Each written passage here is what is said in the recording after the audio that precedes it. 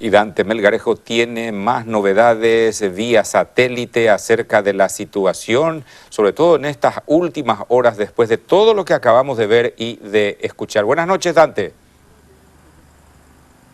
¿Qué tal, Oscar? Buenas noches. Bien. Reciban este saludo desde el kilómetro 344 de la Ruta 3, Elizardo Aquino. Estamos en la colonia Río Verde.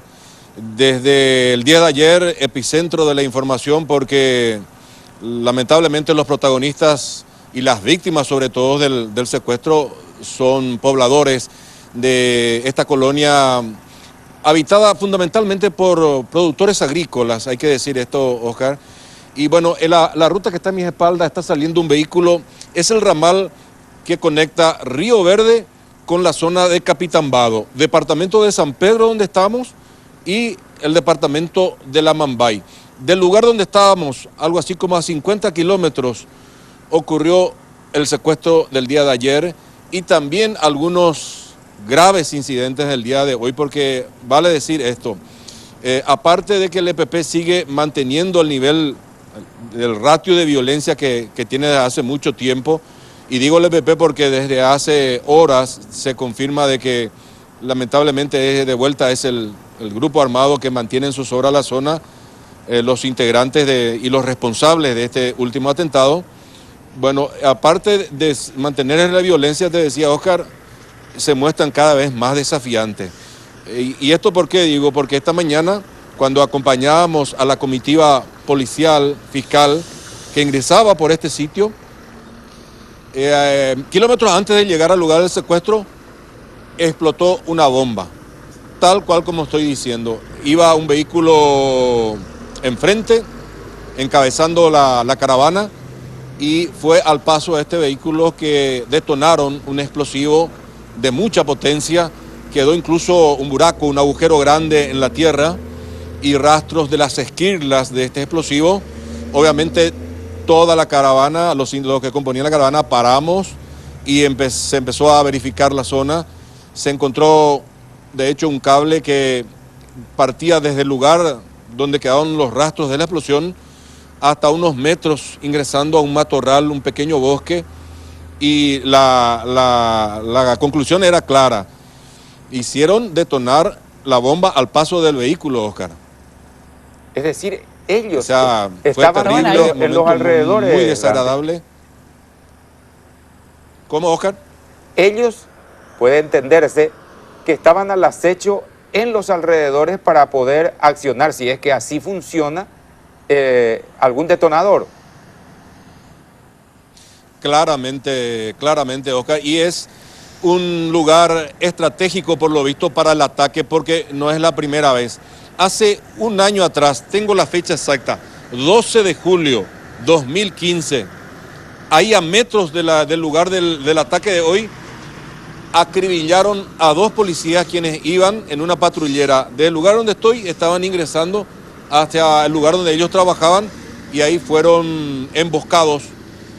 Acribillaron la patrullera, los sacaron del vehículo, los mataron en el suelo y después quemaron la patrullera.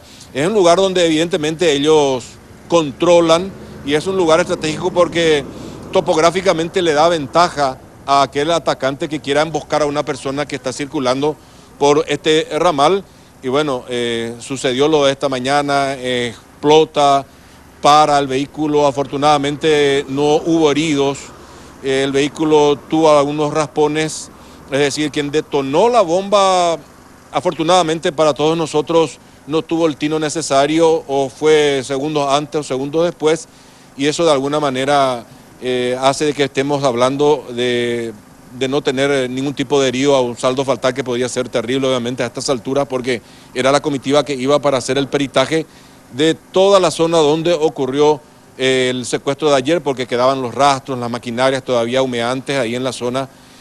Quiero compartir con la audiencia del telediario lo que nos decía el investigador en jefe, el fiscal que está investigando el caso, el doctor Alberto Torres, ni bien ocurría el atentado en esta parte del país. Esto decía la agente fiscal.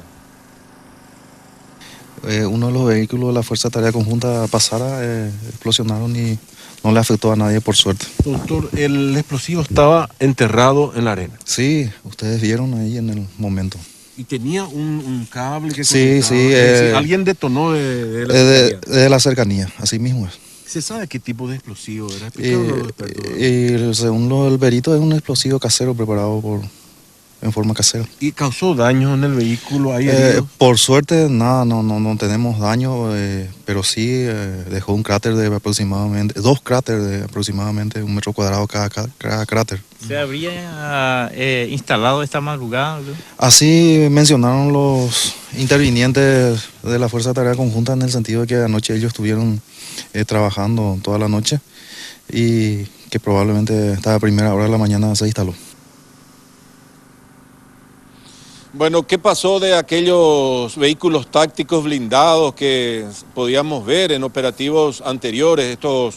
Estos vehículos de gran porte, potentes, color azul, recordar a la audiencia, bueno, brillaron por su ausencia. No había tanquetas Urutú, que en algún momento también se utilizó para hacer este tipo de procedimientos.